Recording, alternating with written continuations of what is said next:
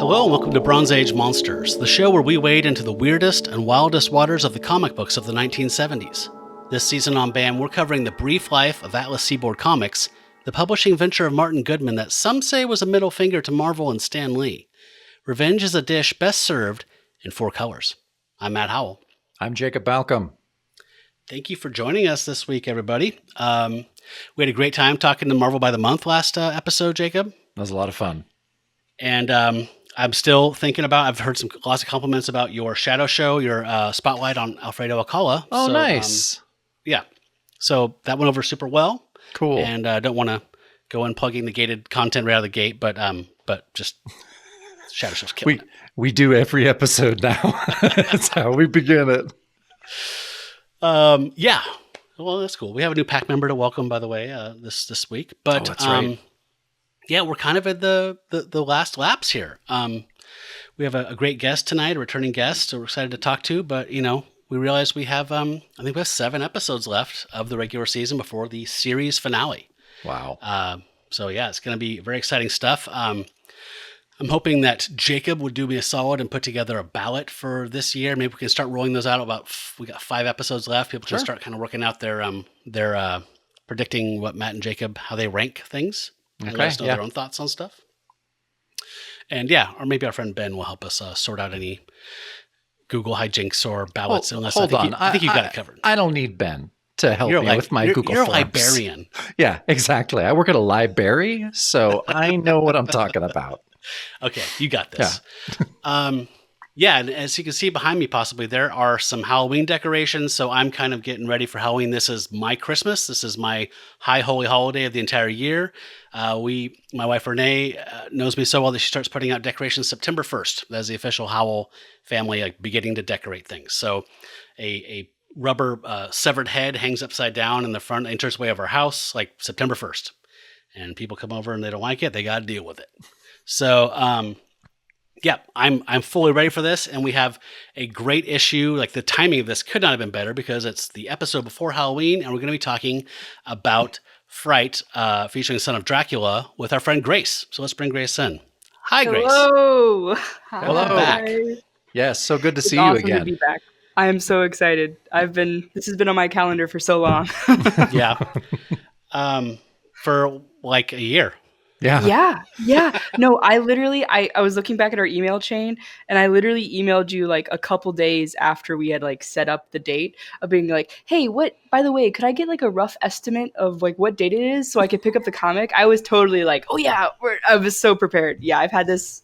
Yeah, it's been in the box of shame for a year. That's why you're our favorite guest. Yeah, that is why you're our favorite. Heck yeah. So how's life treating you since we saw you last? Last time you were on, we talked about, what did we talk about? Creature Commandos, probably? Creature Commandos, yeah. Sorry. That was the one where the children exploded. Oh, well, that was such a good one. Honestly, that was probably awesome the best issue that you could have been on. So, yeah. I totally agreed. I had not had any experience with Creature Commandos, and so I was completely shocked that happened. But yeah, life is super awesome. Not doing a lot of comic reading. I'm currently in school. I snuck away to see Roy Thomas at a Comic-Con in St. Louis, so that was kind of cool. That's awesome. Yeah. Got some comics signed. I talked a little bit about you guys. I said, hey, we have something in common. We were both like with B.A.M and stuff, and he was like, oh, is that the podcast? And we talked for a long time, so it was kind of crazy. He can talk. Yes, he can talk. He had a whole entourage of people following him. Like, he came late to the signing. He had a whole squad of guys. It was awesome. It was really cool. I was excited. That's about the only I've been collecting. I got a pull of the Werewolf by Night stuff, and I got the Mark Spears' Monsters. I got a pull of that, but have not been reading it. I've just been stacking next to my bed. That's okay. We were talking before we started recording here. Yeah, your to read stack, you said, is getting crazy. Mine is bonkers. So I'm looking forward to the end of the show when I can actually just lay back in the cut a little bit and just kind of read some of these comics that have been piling up like around. Like, out of frame. It's just comics everywhere. It's it looks all put together here, what you're seeing from the lens, but outside of the lens, it is bonkers. I've been in that room. Thankful to you guys and Marvel by the Month for reading them for me, because I've not been reading them. It's what we do. Yeah, it is. It's our job. It's a service we provide. So yeah, since this is a kind of our de facto Halloween special, how do you celebrate the High Holy Holiday? Same. The goal is always to have the Halloween decorations up September 1st, because I had a roommate, and so our deal was I get Halloween decorations up September 1st. She gets Christmas decorations up November 1st. Ooh. So we had to skew everything like that. So everything is decorated. Everything is pumpkin. I'll start wearing the pumpkin earrings September. I have a Universal Monster backpack that I start to wear. I used to just do, I don't even know what the plan is now, just because of school is crazy, but I always try to get to like a theme park for their Halloween stuff. So I'm going to Worlds of Fun Halloween Fright Nights, where they keep the rides open into the dark. And so that's what I try to get done. That's awesome. Yeah, that's great. That sounds good. Your friend that does your roommate that did the Christmas stuff, did that include music? Because that's a breaking point for me. Yeah, not blasting in the living space, but yeah, the car. I bet she had it on in the car, 100%. Yeah. Like the day after Halloween, like Bing Crosby just starts kind of slipping into your daily life. Bubbaing his way into into your life. All right. Well, Jacob, do you have anything special you're doing for this Halloween? Well, we don't live in the tiny house that is hidden anymore. We live in the bigger house that is pretty visible. And so we actually think we're going to we're going to get trick-or-treaters this year. Yay! So, I wish I had, I will have photos, but I will go ahead and spoil it. My amazing wife has decided that she was like, I'm going to go as, I can't remember, Manos Hands of Fate. She made the cape. Nice. She sewed the entire thing. And so it's incredible. It took her forever. She's the master? She's the master. Yeah. And so you're Torgo, obviously. Yeah, I'm obviously Torgo. I mean, what else would I be? But I'm going to be taking that to the kids' Halloween celebration that I'm running at the library. And they'll get it. They'll get the reference. Yeah, sure. They will. Come on, you guys, 60s, one of the worst films ever made. Manos Hands of Fate. No. All right. Well, Grace, have you seen it? Nope. Okay. It is literally one of the worst movies ever made. I love maybe the worst. I've seen it on its own before Mystery Science Theater. I highly recommend the Mystery Science Theater version. It is hilarious. They skewer the hell out of it, but it is psychoactively bad. Like you feel high when you're watching it. Oh, good. Okay. Yeah, it's Manos, the Hands of Fate. Yeah, check it out. Perfect. Okay, on the list. I love it. So I want to see some pictures of her. Oh yeah, Is she gonna do a mustache? Well, that's what I was saying. I'm like, are you gonna? I don't know what she's gonna do. I'm gonna do a mustache and black, slicked hair, and try and do the whole thing as the master. Okay. Oh, so you're the master. Well, I'm going to be I'm going to be the master at the Halloween celebration at the library, for children. Oh, you're wearing it as the master at the library event. Yes, I was Halloween night at home. Alicia is wearing it at home, but her greatest answer, I thought, I was just like, oh, it's so cool. So, I would love to wear it for Halloween. I know you're going to be wearing it for Halloween. She's like, I'm going to be wearing it all year round. I would too. It's like, so Grace, it's like a poncho that's all black and it has red hands, like fingers of hands. So when you put your hands out to do like black magic, it's there's red hands on it. It's awesome. Yeah, and she did great. So yeah, I can't wait to show you pictures. Sweet, I'm excited. That's getting popular now. I keep getting these ads of like these cloaks that it's like just big blanket with a hole cut out of the top, and people are wearing these cloaks around now. So yeah, hey, it's a thing. She's on top of the fashion. Yeah, it's like a formal version of Snuggies. Yeah. Yep.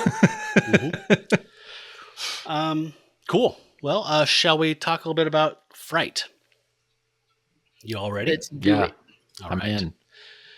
All right. So we're down at the point in the publishing cycle of this 1 year of existence of Atlas Seaboard that most of these books we're going to be talking about now didn't have a second issue or a third issue. This one's interesting. It hit the stands on May 20th of 1975, and it had a pull date of June 1975. I have no idea how that would even happen, because that's saying within 2 weeks of it hitting the stands, feel free to return it for a credit. Yep. That makes zero sense. That sounds like the Atlas business plan, third quarter of their time. So yeah. So yeah, I mean, I'm not 100% sure on the business practice in the old days pre-Diamond distribution, but I understood that people order comics, they get to send back the unused ones with the cover torn off, and they would get a credit for future orders, and then they would just get pulped by the distributor or the publisher. I'm not sure which one.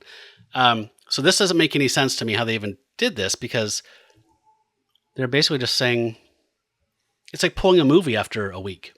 Yep. From the theaters. If they didn't submit it after a certain amount of time, would it be void? So I wonder if they push the date really close, the people on the stands wouldn't even look at the date until the normal date time. So then they're like, "Oh, sorry, you gave it back to us a month and a half late. We can't give you a credit." I mean, whoa.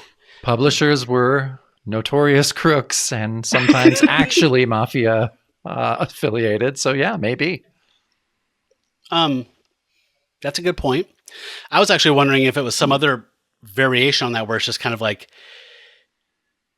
Martin Goodman at this point is just like, how do we get a loss to write off? Like, this went out, came back immediately, almost completely unsold. I get to write off this entire issue or something. Like, is he just like hemorrhaging money at this point and just like, it doesn't matter, like just losses at this point? I'm so in the red, I need to lean into the red to get money back.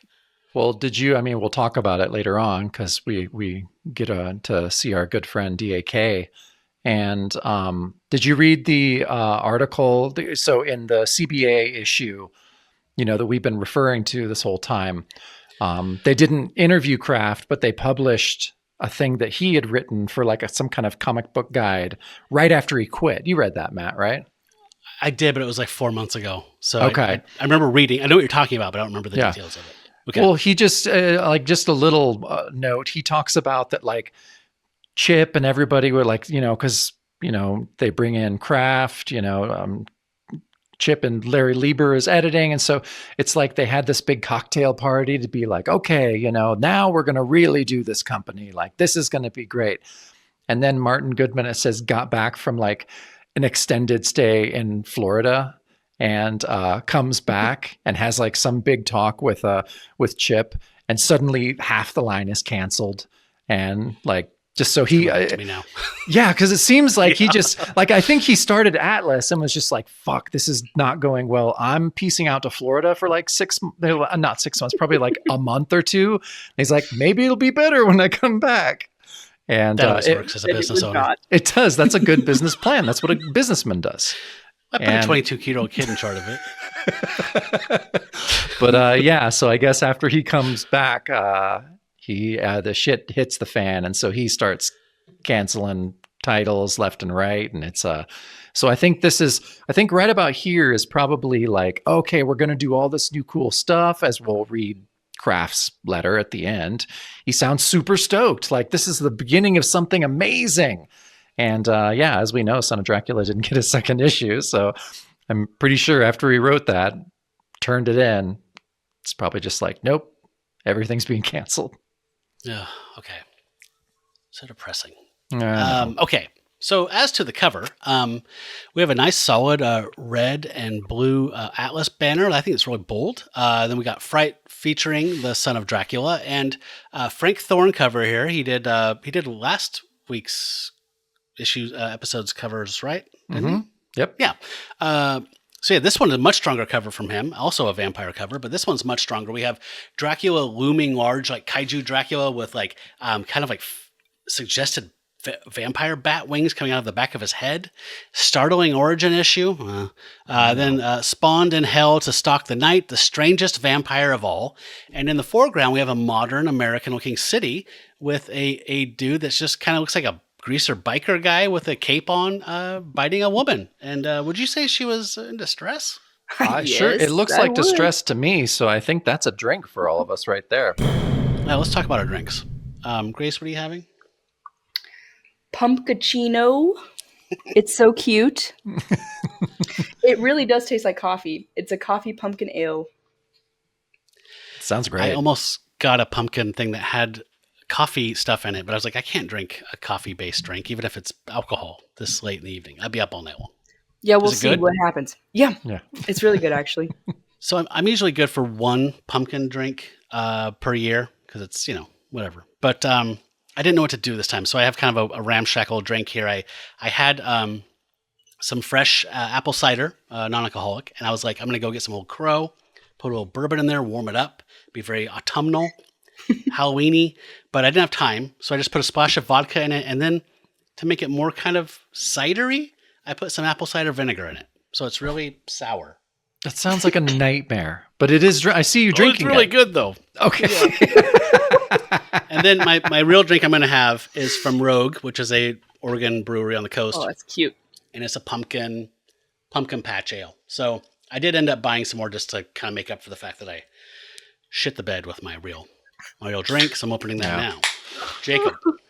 I'm really sticking with the Martinez, but it has an orange hue to it. Can we? It looks really good. Yeah, it is excellent. Old Tom Gin has a very cool coloring to it. So I'm loving it. And again, it's Old Tom Gin, sweet vermouth, a little bit of maraschino liqueur, and orange bitters. And it's excellent. It's a lot of alcohol. Are you halfway? Had you got a refill on that? No, this was a very big one. So I've gotten, yeah, I know.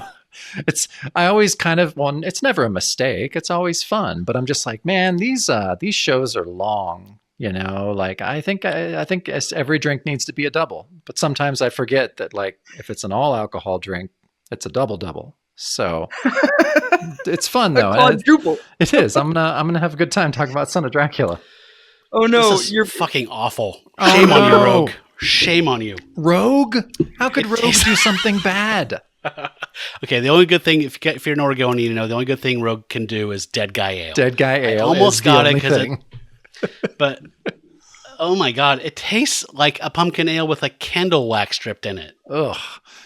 Do they even make anything aside from Dead Guy Ale anymore? Oh yes, I went there like a year ago, and they had a tasting. They have like 7 or 8 things they bottle and distribute, and like if you go there, like 20 things on tap. I'm assuming it's all. A few of them are actually good. Really? No, a few of them are actually wow. good. Yeah. Okay.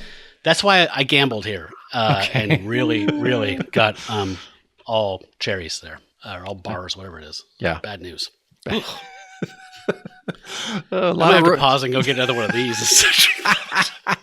A lot of Rogue bashing right out of the gate, and I'm here for it. Man, I hate Rogue. I don't know what I was doing. The can gets you every time. It does. You're right. I wanted to show it on the show. It's completely why I bought it. Yes, I didn't get our. So, my opinion, pretty strong cover here. Much better than last episodes. But Grace, what do you think of this cover here? Yeah, I really like this cover. I think this is one of the stronger.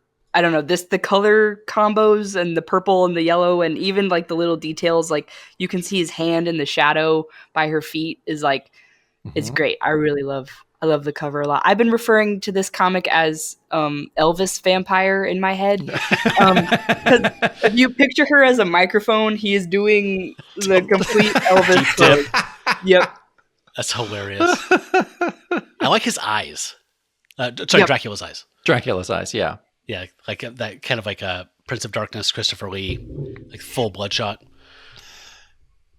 So are they trying as best as they possibly can to make this look like a Tomb of Dracula cover, do you think? Do you mean the design of the Dracula? Dracula, yeah. I don't think it's a mistake, do you, Jacob? No, I don't think so. I don't think it's an accident at all.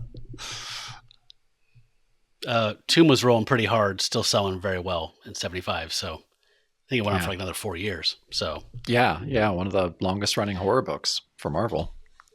So Jacob, give us. Yeah. Oh, sorry, Grace. Go ahead. Oh, I was like, I wonder if they're trying to make him specifically look like Jack Palance, and then that's what the other Dracula was doing. I don't know, but they're copy and pasting something there. I don't know what, but Gene Colan was looking at Jack Palance when he designed Marvel's Dracula. Yeah, so that's we're documented. We're at a copy of a copy right now. So you're right. The edges are blurring. I think it's a great cover. Like Grace said, I love the colors. I really liked it. Again, and I know we say it every time, Matt, but man, what if there wasn't a startling origin issue and all that? It'd be so strong. I didn't Photoshop this one. Sorry. That's okay. That's okay. I didn't know if you were teeing me up to reveal that, and I didn't do it. I mean, in case you were, it was definitely a tee up, but if not. Yeah, it was great. Yeah. Yeah, I don't know. I mean, I think more about that. And it's got to be it's got to be like a kind of a shockingly brave for the time thing to put an issue out like Iron Jaw or like Grim Ghost with just nothing on it. Because at the time, I mean, and also, Stan Lee kind of started this of just putting all sorts of crazy shit on there, like greatest issue of all time and all this stuff. And so, I don't know. I think they're just well, we know at this point, they're just like, we don't know what to do. We're just throwing stuff at the wall. And so I think they're not ready to make the bold move of just straight cover with no crazy bullshit words on it. So, but it's too bad because this is a great cover. Frank Thorne did a great job. The black and white pop. I'm not black and white, black and yellow. Pop. Yeah. So cool. And I was trying to remember that. I think they would design for the fact that the top third would probably stick out over a lot of newsstands or racks. Mm-hmm. So that's got to get the eye first. And then you pull it up and the bottom 2/3 is what the kid sees. And that's where they make a decision. Like bang, bang. You have 2 opportunities for a sale. They did a pretty good job here, I think. Yeah, they did a great job here. It was easy to find in my long box, which exactly is awesome. Yeah, exactly. Okay, you just proved the point. Perfect. I've heard this is kind of rare, but I don't think it is. It's not going maybe for somebody a ton was just of money. Yeah, I think somebody was looking for it in the wild, and I think they just didn't find it in their area. What's it go for, like on My Comic Shop? I would guess $5, $6, $7. Yeah, under 10. I would think 10 and under. I think mine ended up with shipping and everything from eBay was like 15. Yeah, totally. Yep, totally fair 21st century price for this. Yeah. Well, what do you think? Should we move on to the opening page? Damn right. All right. Okay. So the title of our story is "And Unto Dracula Was Born." And it's a little clunky. Those are words that somehow get strung together. Our cast of creators, we have a story, Gary Friedrich, on a first issue. That's kind of crazy, right? Is that our first one? Yeah, late in the game. But and then editor Larry Lieber, and then I do like Frank Thorne kind of gets a cool credit down by the title. And so we've talked about everybody. We talked about Frank Thorne last episode because he did the cover, and really interesting guy. But I think it was cool to see him stretch his legs on this whole issue because we only got a cover last time. So this is awesome. And this gave me more from the research I did on him. I'm like, oh, this guy's old school. He's really good, really well regarded. And so now I'm like, oh, okay, I get it more now. Yeah. I was just looking around a bit about him today. I know we've talked about him, but I didn't realize he'd done a Perry Mason strip in the paper. Oh, yeah, that's right. No, I haven't. I mean, I remember it being in the paper. Yeah, I mean, it sounds like his influencers are all the great strip artists that we love. And I can totally see it now. I don't know why. I've seen him do Red Sonja. That's what I associate him with. And I love his Red Sonja. It's gorgeous. This felt like he was cutting loose and having a little more fun or something. Like a little more feeling like free. Yeah, no, I'd agree. This is different than a lot of the stuff that I've seen of his. So I don't know. Maybe, like I say, I think we're right before the bubble burst. And so maybe he got excited, it's just like, oh, Atlas, and this is an exciting new opportunity for me, and they're paying good, and I can tell Roy Thomas to go fuck himself. Yeah, but then I got this new job. Yeah, but yeah, so no, I love this opening page. So opening narration, a tiny hamlet in the remote forests of Transylvania. Superstitious fear has spread, fed unknowingly by the real presence of a more exquisite evil. And so, yeah, on this top row here, we see a woman being tied to a tree. They're like, oh, light the fire and let us be finished with her. And so, yes, being burned as a witch, but there's a cloaked individual in hiding, laying in wait, who says, fool, such a waste of a young beauty of fresh blood. And so, yeah, as she's about to be burned, and then we get this such a cool row here. I mean, it's the panels. I don't know. It's so strange. It's like, 3 inset of the bat flying, then the big, kind of transformation. So as he's flying, it's like, how are peasants, the master of all mortals claims her for his own. And then we see the big close up on his face. To stand in my way means death from the fangs of Dracula. And yeah, just really, I don't know. I mean, it's a weird layout, and it's a weird way to kind of show what action is happening. But I dig it. I think it works really, really well for ways that I don't think it should work really, really well. But for some reason, your eye, aside from, I mean, you're following the panels, but for some reason, my eye just took in the whole thing at the same time. It was a strange thing. Did you find this a strange kind of experience with this? I thought his choices throughout this were incredibly strange, and that's a compliment. Like, yeah, agreed. Every time I turn a page, it's like, whoa. Where does this come from? I don't understand what's happening, but I love it. Like, not in the way that we normally are just like, oh, if you have to question what's going on, that means that it's bad and the artist made a mistake. But for this, you're just like, whoa. Okay, I have to take this in. I have to figure out what's going on. But yeah, with the woman, right at the front, and I don't know, I thought it was awesome. And then the bottom narration is the bat-shaped form of Count Dracula, Prince of Darkness, swoops to the girl's rescue as the villagers recoil in horror. And then, yeah, we get the title, and unto Dracula was born a son. Yay. What'd you think of this? Yeah, Grace. What'd you think? I do think it is a weird first page. Like, just the setup is like, oh, okay, am I missing? I don't know. I was like, am I missing something? But the more you look at it, I think the cooler it gets. The very top panel with the silhouette of the townspeople, but they almost look like flames themselves. I was like, that's so cool. Super cool.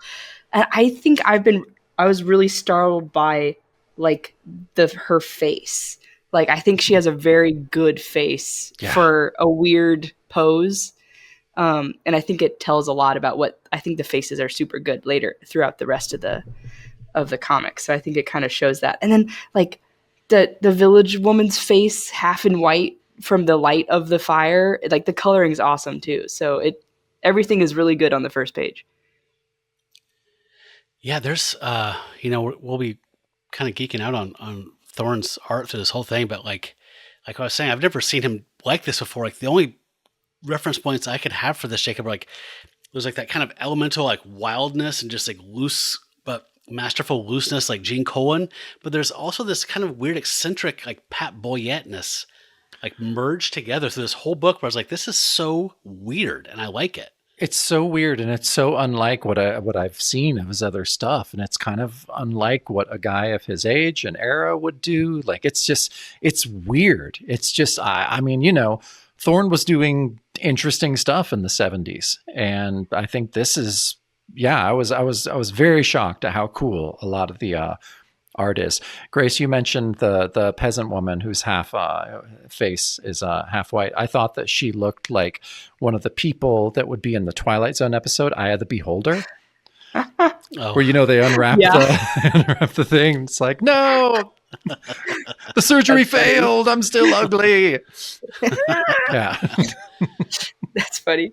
I have a quick question for you guys. Okay, so how is Larry Lieber working on this and not being throttled by Stan Lee?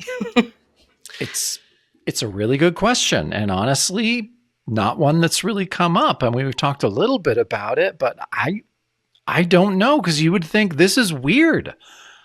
Like, Stan and Larry work together from very early on. At least they worked closely together through the Atlas era.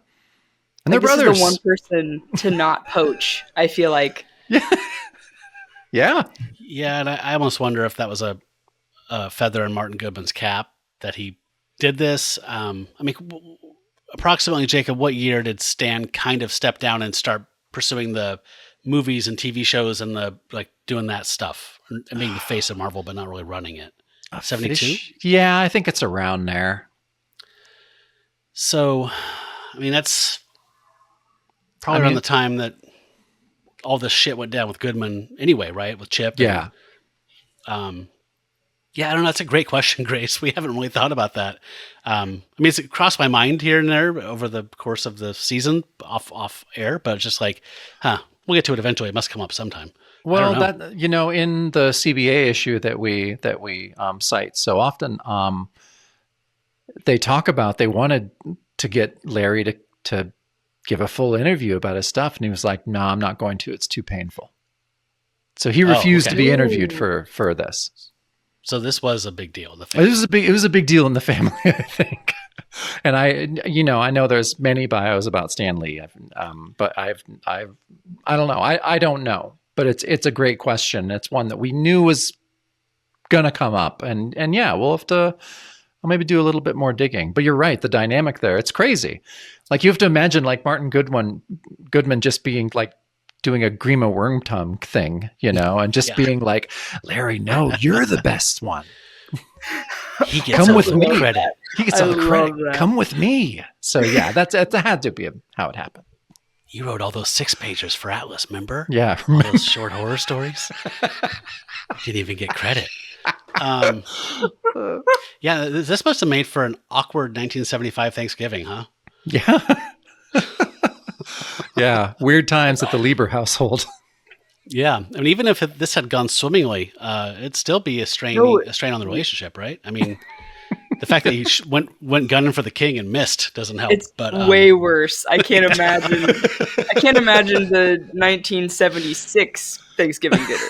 That one is going to be really bad. I'm sure Stan loved that one. Actually, that was his favorite. Yeah, man. Yeah, this sequence here on the bottom of the page, I absolutely love. The triptych of the bat, the moon's fixed, so you can tell it's a true triptych. The bat's flying towards us. I love that those are inset panels, but the villagers are reacting to them and like waving their torches at it. Yes. Like as it's coming. Like this crossing, it's very cool and wild and just free. It just feels really free and just kind of playful. He's having a blast. Shall I move on? Yeah. And unto Dracula's son was born of son unto him. So yeah, it's him. It's the vampire count. They recognize him immediately. If he bites us, he becomes the living dead. Run for your lives. So they're all freaking out. These villagers are very familiar with him and his doings, his shenanigans. And he says, I have an unceasing lust for human blood. He sweeps this woman up. And he says, as I anticipated, cowards who would burn a woman at the stake would never face the true essence of evil. Look how cool he looks in that panel there. She's just like fainting, from the drama of it all. And he says, for now, it is this woman I crave. And then he turns into a giant vampire bat. Look at the detail on that thing. He picks her up and she's just unconscious and flies her off. And we get this beautiful, like soaring shot above the bat looking down at Castle Dracula. Man, I can't get over the art of this. I know. So cool. And it does have, I've made very well known on the run of the show my issue with like Wolfman's Purple Prose and Tomb of Dracula, where I just end up skipping a lot of the narrative boxes. I read the first few, and then I'm like, I know what he's going to say, and I just move on to the dialogue and the art. That's really what's important in a lot of stuff. Kind of the same thing here. I did skim this the first time I read it. I mean, I read it the first time, I skimmed it the second time, but it's just that normal. Just kind of faux gothic, dramatic kind of prose. It's just very leaden and heavy and heavy-handed. With his limp burden. Fiendish count. Yeah, Yeah. So anyway, the art's the star here. Oh, God, yeah, you're right. Look at that giant bat. Oh, so creepy. And all the detail on the castle. Yeah, it's awesome. And with Frank only Thorne, a few colors. Go ahead. Yeah. No kidding, right? Yeah. It's only a couple colors, and like he does so much with just variations of gray. Yeah. Yeah, those values, like this one panel we're looking at right here with the giant bat swooping away, so it's a quad thing, and he's dividing it by making light gray, dark gray, light gray, dark gray to just show like its distance. I mean, oh God, it's just amazing. Love it. Yeah, all right. So we're inside. It says moments later in the castle's master bedroom. And his dialogue too, maybe, it's a little tired at times. Of course, it's like, how I've thirsted for the precious fluids of one as lovely as you. What the hell? Yeah, it's like, well, this whole sequence, there's a lot of stuff going on. It does get a lot worse. But it's just like, so yeah, he's very stoked. He's just like, it's been far too long. One who's so perfect, and that splendid neck. And then, but he the best part. You skipped the back over. Sorry. Is that when he which one, Grace? Whose body so radiant, whose body so firm. So firm. The firm is bold. Oh yeah. That's hilarious. Well, he's just dry humping her too in that panel. He's just like on top of her, just rocking back and forth, like drooling profusely. His hand isn't, cupped. Yeah, I don't know. It's so firm. Yeah. Why is he pointing at her like that? It's like he's doing a selfie. He is. I'm going to get this, dude. Yeah. But then he sees something on that firmness. He says, no, the mark upon your breast. Could it be? It seems impossible, and yet it must be true. It is the mark of my family. You are my only living relative. Look at his rings. That is the first thing. Like, they're on the cover too. Yeah, which is crazy. Yeah. They must have had a goal, but it's part of the character design, which I love. Like, how great is that? Yeah. Is it a little cake? I think it looks like a little cake. I just pictured him like at the grocery store, like, Mom, can I please have 50 cents to get more rings? No, turns that little machine. Yep. Vlad, you have plenty of rings. Vlad, come on. I hate you. Yeah. But look, he has a little devil one. Oh, it's so cute. But so pump the brakes for now. And the following morning, he's like, tell me, dearest cousin, did you sleep well? And she's like, oh, you called me cousin. Who are you? How did I get here? And he goes on to explain they're fourth cousins. So he probably went and like looked at the researched. He researched. Oh, that's off panel, but I don't care. I'm drinking for that. The tomes. He did the tomes. Normally back then, it would be a family Bible that would have the little thing in there. Not so this time. He couldn't look at it. No, he couldn't. You're right. Yeah, he couldn't. No, that family would not have it in a Bible. But yeah, some kind of mystic tome. You're right. And so he's like, no, you're the only daughter ever born to a Dracula. He's like, I rescued you. I convinced the peasants you weren't a witch. And I like that she's just like, well, I didn't know. How did you recognize me? And he's like, oh, by your birthmark. It is a good question. She's like, wait a second. What was going on? Like, he says, by your birthmark. I read of it years ago. I've been searching for it and you ever since. And that's what he's. And the firmness. But he then thinks, he's like, I want her so desperately. Can I control myself? My thirst is so great. So, every family reunion. Yeah. Fourth cousins. The fourth cousin over there, huh? Yeah. Yeah. Oh my God. Which I think is legal, actually. I'm not a big scholar on incest, but I don't think that's actually incest. Is it funny that the research part of my brain, I was like, I'm going to look that up. And I was like, I'm at work. I'm not going to look that up on my library computer. So wait, you didn't do it? I didn't. Oh. I know. I betrayed. This is what AI is for. How distant does my cousin have to be for me not to be an incester? Yeah. Well, Matt. Well, second cousin is safe to screw. What a great question. I'm so interested in the. Thank you, Grok. This worked out really well for me. Yeah. I love her expression when he's saying like that panel was like, well, you're my cousin, blah, blah, blah. And she's looking, I'm like, uh-huh. Yeah, that's a good, that's a good face. Because then the next panel, she kind of looks like hypnotized almost. Like she's kind of like staring off. But yeah, that panel is a real facial expression. Yeah. But you're right. Even that one where she's given the kind of like quizzical look. It's so small and tiny, but still conveys so much. Yeah. Which I thought was awesome. I don't care for that last panel. Frank Thorne seems to love drawing women. Like when he's dry humping her up here, I mean, the heaving bosom, like Frank Thorne's loving this assignment when there are women involved. Yes. Which is probably why he loved drawing Red Sonja for so long. But he did. And his risque comics that he's drawing at this very moment for... what's that called again? God, now I can't remember. It's Jugs McMoonshine? It was Moonshine McJugs. Moonshine McJugs, that's right. I did, after we were talking, Jacob, I did look up a couple of those. There's collections of them, tons of collections of them, I guess. It was actually kind of a long-running thing in Playboy, but it's super charming in that, if you can get over the sexist hump of like what it is, the art's gorgeous. Yeah. I mean, I wouldn't buy it, but I wouldn't mind like just flipping through one just to see how juvenile the humor is. Yeah. Yeah. So the way he draws Dracula here, I love that he's like, it's like Subhuman is giving him too much credit. Like, I mean, he's like these weird, like he looks like a living corpse. Yeah. Which I love. Like that those choices. I don't know who the colorist was in this because we never do, but like greens and yellows. I mean, it's just not an attractive color for a human form.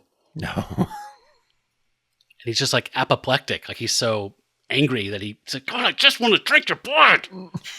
Why'd you have to be my cousin? Again, I know that so well. It's weird that he requires consent for a relation, but nobody else. It's fine. I did not think of that. The complexity of Dracula. So many rules. Yeah. So many vampire rules. It's a lot of rules. Probably should be more rules. Honestly. If I were a woman, I would get a tattoo of a heart on my breast and just assume that maybe that would keep me safe from Draculas. That's true. I was hoping it was a cross. Yeah, Yeah. I mean, do we know what it is? I on her ample bosom, when he is on top of her, pointing at her face. It's like a little... Yeah, it looks like a heart. It was like a heart. It looks kind of just be like her collarbone. Yeah. You're right. Or it could be a little bat. I saw a little bat when I kind of zoomed in. That'd be awesome. Oh, I bet it's a bat. So that's what I saw. I don't think he thought about it. Probably not. I'm going to go with bat. That's a good call. Cool. Okay, we're moving on here. So yeah, he's having trouble controlling himself. And he's losing control. So he's like lunging towards her. I love this position where he's all in green with a yellow background. Like it's just kind of off-putting, like we're down on the ground. And she says, but the stories are true. And I remember the bat last night. She's realizing this is actually going on. And the Draculas are cursed, like the villagers said.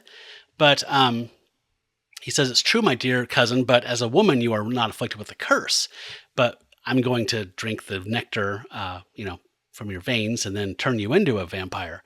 And she says, don't do that. I have something better to offer you. And all of the House of Dracula. He's like, well, what could be more important than to have you join me? And I love that panel choice he did where they're down this long hall. And it's a little bit tilted. So it just feels kind of like you're drunk or something. Or you just woke up and you're following this bizarre scene around this old mansion. And she says, a son, cousin. I can give you a son, cousin. Why'd she have to say that like that?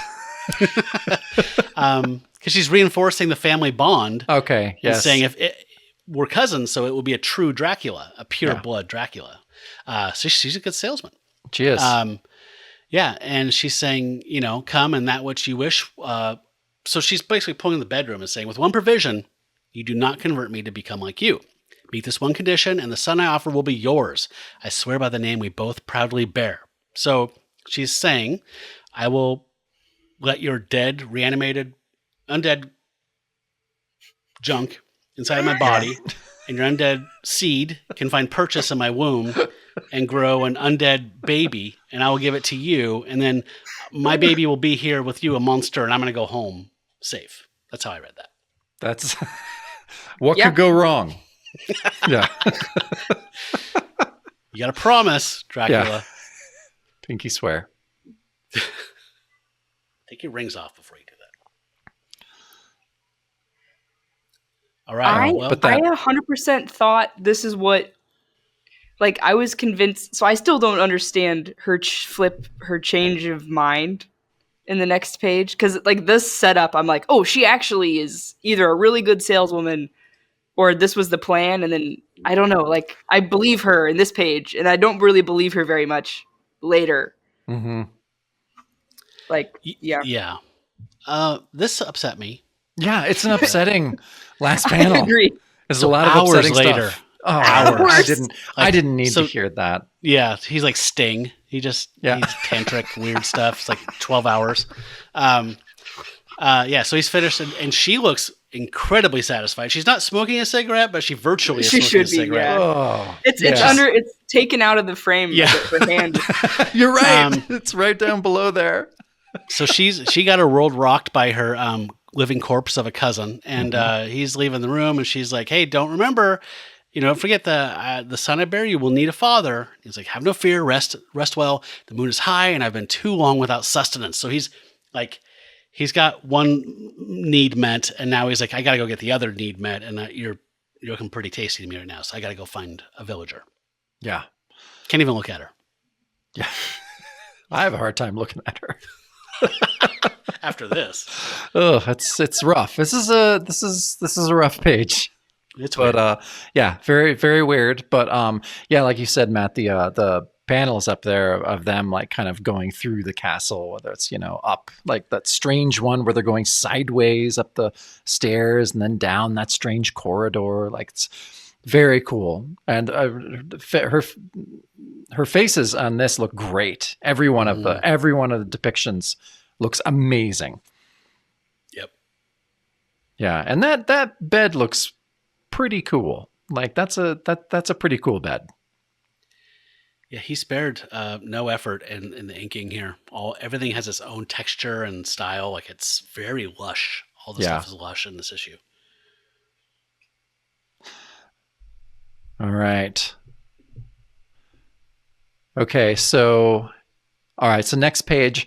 So we have one of those that Matt, when did we ran into this mostly in this layout we ran into a lot previously, and I was trying to figure out like, God damn, there was like a season where we're like, here it is again. Mm-hmm. Are you forgetting? Son of Satan. I think it is Son of Satan. Okay, thank God.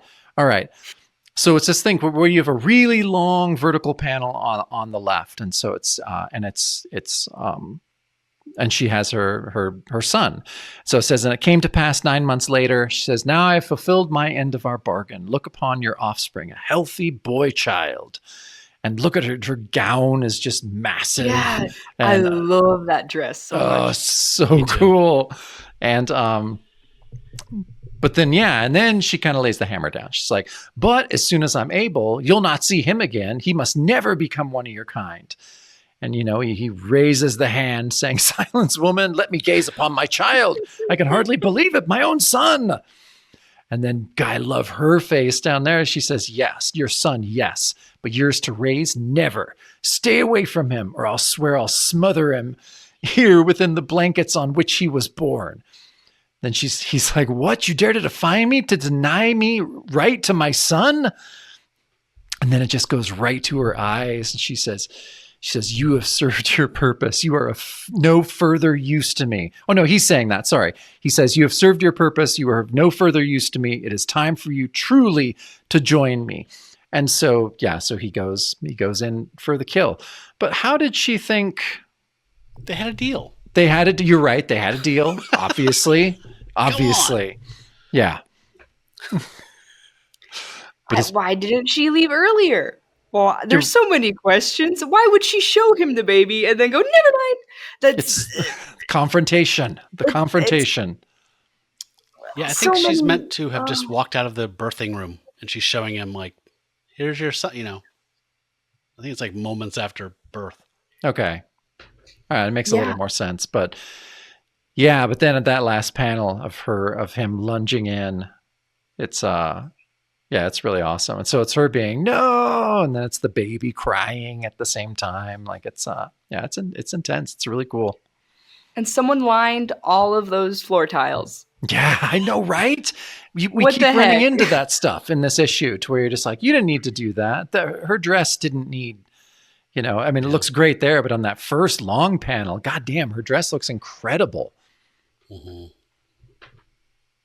We can hypnotize people, so he just hypnotized laborers. Yeah. You have to pay him that way. Yeah, that's true. All right, moving on here. The next morning, the Count is in his coffin lined with native soil as he has to sleep. And she's looking over him as he sleeps, saying, "You underestimate me, Dracula, though I'm weary from your bite. My will yet remains my own. Now, before sunset tonight, I must arrange that my child be free from Dracula forever." So she's realizing, like, it's sunrise. He just laid down to sleep. I have the entire day to flee and be safe from him. So she does that. There's a really cool panel of her riding away from Castle Dracula with like skulls on stakes just jutting out of the ground wildly. And then she's at the pier and she's given the child to a kindly matron lady and says, "Remember, until the boy is much older, he must always wear this charm around his neck. For should anything happen to the charm, the boy might die." And we get an inset porthole illustration of it. It's a weird design. It looks like a soft V, partially like marbled, partially black. I'm trying to understand it. I don't get it. Well, again, because I thought the birthmark was bad. I thought that was the shape of the birthmark, but maybe that's me just reading into stuff. That's great. Okay. Nope. If it's true, that's great. Making sense. But just super classy illustrations here, like the ship and the masts and stuff in the background. It's just gorgeous. And I love this panel of her just standing on the dock, waving goodbye to the ship as it sails off in the distance, while Dracula's shadow and himself and his shadow loom. But you see his cape in the top of his head in green and yellow, and the shadow cast by light is forming a bat. How cool is that? Awesome. And such a little space for them to do that. Yep. Like just that attention to detail like that, and just choosing to go the extra mile like that. I love it. So she's thinking he'll be safe with her. She's a good woman. She knows of the possible curse. We get another gorgeous panel here of her looking with like this red hood, like Red Riding Hood, with its yellow light, and she looks horrified as she realizes he's behind her and he's looming up almost entirely in shadow. "I've been looking for you, my dear. How glad I am to have found you at last. Come, let me taste that which I so desperately crave."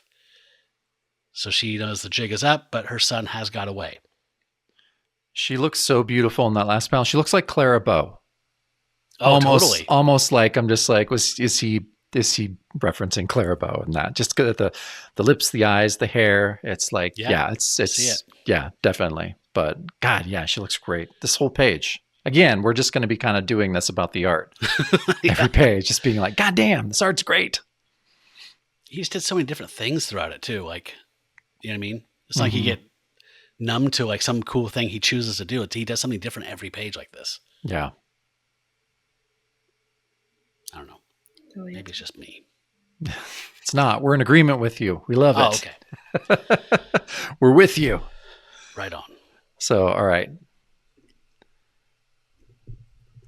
Okay, so on this next page, it says, "And after the blood-draining kiss," and he's like, "Now, my dear, where is our son?" I love that clarity. Yeah. He's like, where's my boy? Where's my little boy? And it's like, it's like, who want our son to join us? She's like, "No, just as I will never serve you, neither will he. There is still hope for him to know peace, as I now will know it."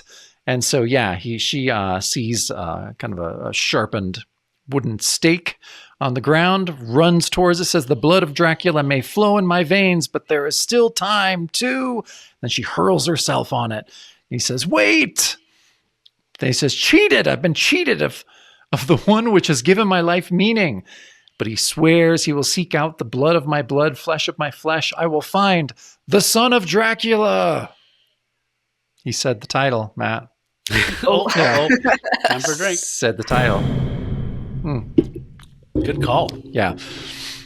So, and then, so... Wait, he didn't say Fright featuring. Okay, fine. You have to nitpick there. No, which I forgot to, bring out on the cover is that it's Fright, a very big TM. Yeah, almost as big as Fright. Almost as big as Fright. Hilarious. Trademark. So yes, she should have said Fright TM featuring the Son of Dracula. But he, then we, the last two panels, we move forward 7 years, and they're in a mining town in Appalachia. I thought that was an interesting choice there. It's like, we see the woman. You've grown into a fine young lad. And she thinks his mother is like, Mother, this glass around my neck, why can't I ever take it off? He's got questions. He's like, well, why do I have to sleep with a cross on my chest every night? Every 7-year-old boy at this point would just be like, I don't know about this. This is weird. Why do I have to do this stuff? And then, she's thinking, oh, Lord, help me. I knew it would come one day. The fateful question and the impossible answer.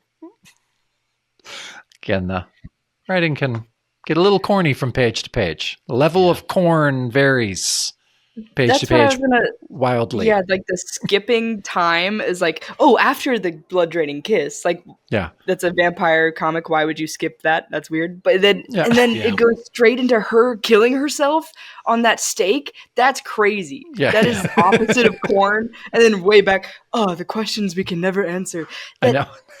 That blew my mind. I went back and read that again. I was like, wait, what did she do? How did she? Because holy crap, the stake is it going up through her head? That's what I think she did. I think I don't know. It's so that's gross. I love that. Whatever's happening, yes, it is gross. That gives me the ick of like, oh, you accidentally trip and fall. But yeah, that's awesome. I love that. It looks like her arm is running even with like see that crossbar in the first panel? Okay, you're right. So it looks like she ran it through her chest. Yeah. Which would make sense because I think she's probably tainted now. Yeah, and probably preventing herself from coming back. That's so crazy. Yeah, I was like, what the heck? The writing in this is weird like that. I think there's like choices that are really cool and really like odd and like, and then you get that cornball dialogue and stuff where it's just like, then the story lurches around in ways like that, but it's always pretty to look at. That last panel. You know what I mean? Like suitable for framing. It's just gorgeous. Yeah, it's so good. I know the art is top notch in this. Okay, so we're moving on here, and then we get an entrance, not unlike the vampire from the Cougar. He just kind of saunters in. Hey there, boy. Not some big string swell or orchestra hit or something. He just kind of walks in as leaves blow in. He's not allowed to do that. Oh my God! Thank you. I did not even catch that. Holy crap! He can't. Hold on a second. Come in, cross the threshold uninvited, but he does. Good call, Grace. That is a very good call. No prize for you. Yes. So he says, "Perhaps I can satisfy your curiosity, boy. See, I'm a relative, and I know all there is to know about you." It's not like he's like a missionary, like he's gonna give him a copy of the Watchtower or something. There's another person that knows everything about you. Yep. They've known you before you were born. So he says, she says, I'll keep him from you forever, godless demon of the devil. So she's prepared. There's none of you in him. I can promise you that. Now get out and never come back. And the boy's just like, whoa, like that sound effect of like Fred Flintstone running away. He's leaving her. Wow. We get this insane, choice here at the bottom of the page that I just was absolutely in love with. Thorne has decided to make the panels follow the contours of the figures. So the figures determine the gutters instead of predetermined gutters. I don't know if I've ever seen that. I've never seen nothing what this he's old. Doing here. Maybe at Windsor McKay or something. I don't know, but I've never seen like this. I've seen like in indie underground stuff like in the last 25 years. I haven't seen this like in a Bronze Age comic though. No, crazy. But you bring up a good point. I mean, anytime we're like, it's never been done, then it's like, read Adventures in Slumberland. Because guess what? Yeah. Windsor McKay did it all. But he did it all. But no, as far as this point in time, this is bonkers. Yes, we have this beautiful panel for holding up a cross and him shrinking away from it, saying this is the house of the Lord. And says, take it away, I'll do your bidding. And then we get this wonderful close-up of her with Zipatone shadow, her just horrified, just shrieking at him, saying, take your leave and never come back. Because if you do return, I'll treat you to a wooden stake through your black heart. So she's badass. Mm-hmm. Yeah. Yep. In the bottom of this, we get another panel that's divided into 3 panels by just the contours of the characters again. He says, very well, you were in command for now, but be warned, woman. And he's like, oh, wait, I shouldn't have come in because I wasn't invited, but we won't get hung up on details right now. Thank you, Grace. When next I return, not only will I reclaim my son, I will also drain the very life's blood from your wretched body and make you one of my followers. He looks great as he's just hissing at her like he's not human. That's like demonic. Yeah. Crazy page. It's awesome. Strong women. Both of his moms have taken the lead. Mm-hmm. Yep. Yeah. In the long panel, does she call him Derek? Oh, I skipped that panel tonight. Yes. I think he calls him, his name is Adam, right? Yes. Okay. I had made note of this too. You're right. It's so weird. It took me so out of it because I don't understand what's happening.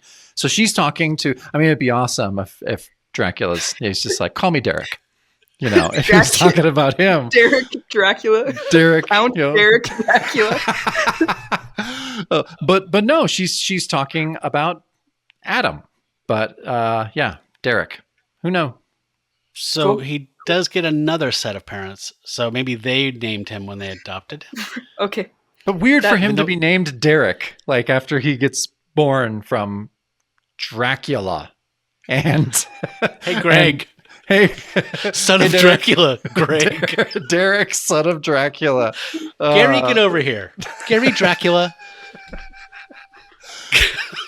Okay, Matt. Yeah, that makes sense because you did get another set of parents. But yeah, Grace, that confused me too. I think it just confused me because of the ridiculous notion that someone named this kid Derek. And it is bolded, so that means they want us to look at it. Yeah, that's what. Yeah, I forgot about this. I noticed it the first time and then I skipped over it a bit. Yeah, I'm wondering if we're getting ahead of ourselves, but I'm wondering. I'm getting ahead of us.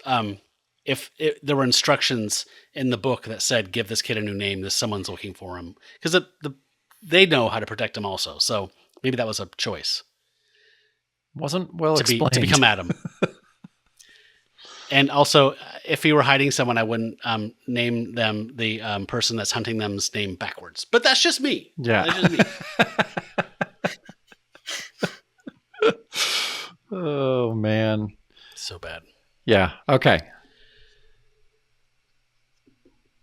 All right. On this next page, we got it's shortly after Dracula has disappeared into the shadows, and then but she calls him Adam right here. Oh, what the hell? She calls him Adam right here. That's the thing. Oh, so that's just a total fuck up, right? Didn't we establish when there's just typographical errors? Yes, we've had to because we haven't gotten enough drinks this season. So. And there's a lot of errors. So, all right, drink that. After this page, I got to make another cider drink. This is undrinkable. Okay. Okay.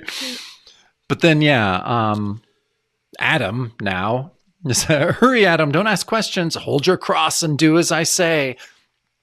And so, I love that he's they're going to the wine cellar.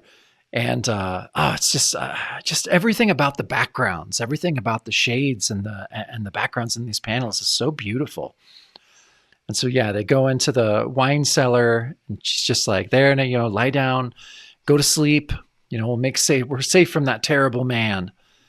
And then she's telling him, she's like, hold on to your cross. If I'm gone, read this book. I'm leaving. It'll help you understand everything. And so then she's just like, sleep. I pray the threat of Dracula will be removed from your head forever. And then she goes outside and is like, the cross will keep him alive. Now I've only to seal him in. And no matter what happens to me, at least he'll be safe from Dracula. Big old barrel says gunpowder on it. So something bad's going to happen. I had to read this page twice the first time I read this. Like, wait, what? I know. It doesn't make any more sense the next page either. No, it doesn't. Yeah, wine cellar. Okay, I mean, I guess I get her plan, but I don't know. This is the thing. So I think just Friedrich. I don't know. I don't remember his writing being this choppy in some of the pickup issues that he does. Like this is weirdly scattered for him. Because it's every other page that I have to like reread something or be like, what is he saying? Or that's really corny. Like, I don't know. And he's not cleaning up somebody's mess either, or like cooking in somebody else's kitchen. Like this is his kitchen. Blanche. Yeah. Yeah, the Derek thing, man. That's tripping me out. Yeah, Dracula? Dracula. There we go. You won, Excellent. Matt. The no prize goes back to you. Mm-hmm. Okay. You've reclaimed it. Conch show. Yeah. Okay, so yeah, I don't know if I 100% get her plan. Let's see it through to its end. Yep. So crazy, it just might work, and then you guys can maybe fill in some gaps for me. So she says, "Be with us, O Lord, and forgive me for taking my own life." She's lit the fuse. She's praying, but if I do not, then surely Dracula will add me to his living dead.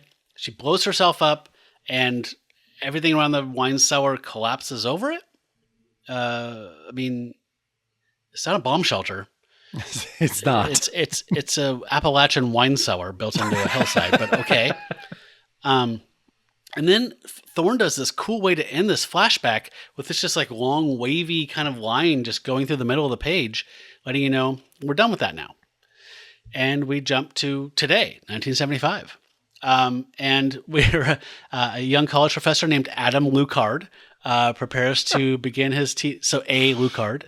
Lucard. Yep. So he's working at Columbia in New York, and he's teaching a class called The Occult, Fact or Fiction. And the students have to decide what they believe. And there's some cool stuff in the background. I think that Damon Hellstrom would enjoy this classroom. At the end of his run, I think he even had this kind of job, didn't he, at the campus in New York? Probably same turtleneck too. Yeah. Wasn't he in a cult, like something on campus, like an advisor or some weird position they made for him? Yeah, you're right. They were colleagues. Yeah. Yeah. And then this girl comes up and says, "Well, what do you think, Professor Lucard? Do you believe in witchcraft and that kind of stuff? I mean, what's that thing around your neck?" And we see the very same charm. Like, well, let's just say it isn't a vial of pea soup left over from The Exorcist. Yeah. Laugh track. Corn dog. So bad. Wasn't that like a 3-year-old joke at this point? I mean, yeah. I just, okay. Yeah. Or 2 years. I don't remember when The Exorcist came out, but that guy watching the scene behind the blonde, he's very interested. Oh boy. Maybe he had all the Adderall. Yeah. I was just like, I'm just gonna leave that one alone. There's a lot going on there. A lot. Yeah. But Thorne's kind of the women he draws, their eyes like kind of do the little Annie Fanny thing sometimes, and just get that like comically big with the giant eyelashes. But I love those. I love it. It looks awesome. I love it. And then I really do love those symbols. It's just like it's like kind of an Ankh, and I mean, doing our Son of Satan season, I should know all these symbols, but I'm like, are all those real? Are those real things? Or are they him just being like stuff, right? Whatever. What, like from the Voynich manuscript or something? Yeah, like some weird manuscript. They just look like that kind of like the secret teachings of all ages. Like it's in there. I'm sure if I go grab it off the shelf, I'd find that stuff. Yeah. Let's go back to the plan.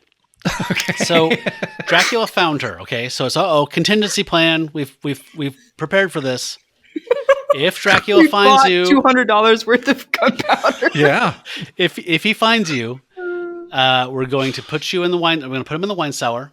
We're safe. Then put a cask of dynamite in front of him, and then kill myself and bury him alive. And then Dracula's going to get bored and not dig through the rubble. Yeah. He knows where he's at. Yeah, right. He's just like one hill over, just watching, like going, yeah, I'm just going to wait till it's dark. So I wondered if you go back one more page. Yes, ma'am. So up in that top panel, at first I thought that was Dracula's cape, those lines. Yes. Oh, yeah. So did So I. like, is it? So I didn't know if he was like over it, and then she got him because she blew up the dynamite with a really short fuse, and half blew up Dracula. That would be the only reason I could think to blow up your kid. I think that's supposed to be like rock. Like, I think it is. I thought the same face. thing, though, Grace. I had to really look at that and just be like, "Is that a cape?" Like, I don't know. That is one. I think Thorne's detail kind of muddied the water a little bit there. It did trick us, but then okay. So the plan. All right. So I get her plan. Like, okay, I have to kill myself because if I don't, Dracula is going to add me to his living dead. So okay, fair. I get that. Yeah. And but yeah, Grace, you're right. Like she blows herself up, buries the wine cellar, but Dracula's right there. He has claws. And time. And lots of time. and all the time in the world. So yeah. So I need to hypnotize locals to dig it out. Yeah. Yeah. No, it doesn't make a whole lot of sense. You're right. Okay. I just was worried it was me. No, it's not you. Nope. It's bad. It's never you. Yeah. Nope. Okay. So yeah, next page. I love it. After class. And she goes up to Professor Lucard. I'm Debbie Porter. This course is, really exciting. He's like, oh, she's very enthusiastic. And she says, I'm really into the occult. In fact, I'm a witch. Then, and she's looking very fetching, flirting with them. And he says, well, we can discuss that at our next session. Right now, I have to get back to my apartment and go over these papers. It's just, don't stand so close to me. Yeah. I was like, I don't know. Then, yeah, I'll see you tomorrow, Professor. She's just like whipping around. And then, he's not into it at this point. He looks very strange in that one panel. That is for sure. He's zoned out. He's disassociating. Completely. He's like, good evening. Yes. Again, night approaches. And then, yeah. But, he's got a cool little motorcycle. And Adam speeds downtown. And he's like, it's vital I return to my rooms before sunset. I feel a protection on my briefcase, but it's always possible, curse will overtake me. And so he gets back to his pad and says, I must never forget that the blood of a vampire flows through my veins. And so he's explaining what's going on here, basically. He's like, this cross is my only weapon to combat its craving for fresh human blood. But how could I forget that I am the son of Dracula? So, okay. We'll just go with it. Like, don't poke holes. Just enjoy the ride. Yeah. Because it's weird. It's almost like this is the start of issue 2 or something. I totally agree. That's exactly what I was going to say. That this line is a new comic now. Yeah. How could I forget? And then, boop. New intro. Ever since Uncle Ben died, exactly. Just it feels like that. Friendly neighborhood Spider-Man. Yeah, but we got that leather jacket. The cover didn't lie. It looks great. It looks great. Yeah, I love that little skull in the corner. Oh, yeah, this is Damon is in the corner having a cup of tea right now, getting ready to go fight a demon. Yes. The same apartment complex. Yep, the roommates. Yeah, I would love that. Yeah, no, they they at least share tomes. They have a tome exchange going on. But exchange. Yeah. All right. Well, we've been introduced.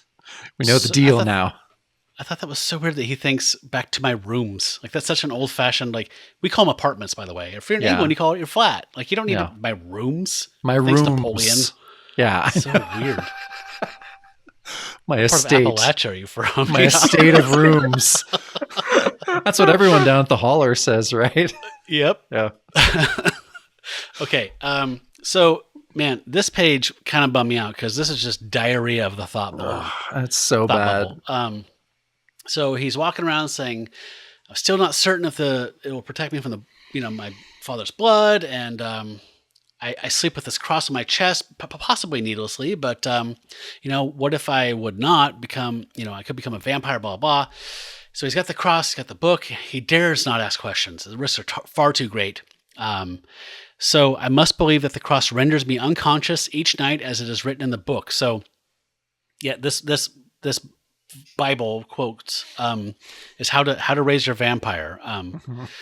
And it basically says to keep him from his birthright, rising at night to feed on the blood of the living, he has to put the cross on his chest, and that prevents him from changing and rising. So he forces himself to sleep like a normal cycle, like us diurnals. He's not nocturnal. He's diurnal, but he's forced to by Christ. That's how I read it. So he says, "Yes, I must obey the book. It is my only chance to avoid my father's curse. During the light of day, I must protect myself by wearing a vial of native soil about my neck. And at night, the golden cross prevents me from becoming my father's son. My mother was right. I must always heed her deathbed warning." This is Mother 3. We get a little flashback there. "Read the book, my son. It will tell you everything you must know to survive." Says, "Your father and I found you in a cave." What? In a wine cellar? Mm-hmm. "And this book was lying beside you. And even though we knew its contents, we still took you to raise and love as our own son. Derek, Adam, Lucard, my time has come to leave you. I must go back to my home planet, and you must at last know the truth." And then Adam is dreaming this, and meanwhile, that blonde from his class is breaking into his apartment building. "Busting into apartments for college tuition may be a necessity, but getting next to that gorgeous prof will be a luxury. I'll use this master key. And tell him I got in by the power of witchcraft." It'll be like a fun conversation starter. Debbie Porter. Man. Debs. Man, I think college tuition was like the cost of a carton of cigarettes and a cheeseburger back then. So imagine if her kids see her kids' tuition, that would knock her out if she'd made it. Spoilers. Yeah. So he has 3 different moms die in one origin story. Mm-hmm. Yep.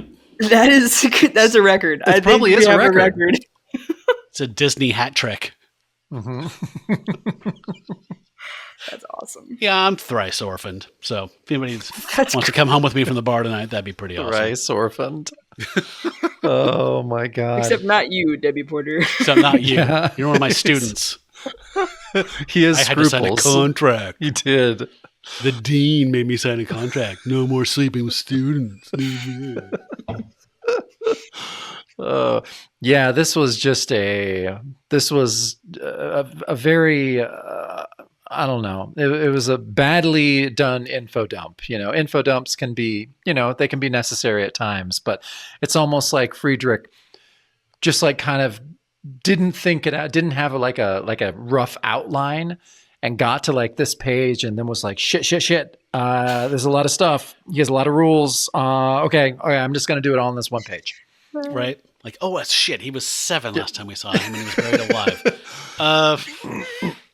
All right. Page 12 is just, page 12 is a loss. Yep. Yeah. So, I like Deb, dude. Yeah. Can I tell you this? Yeah.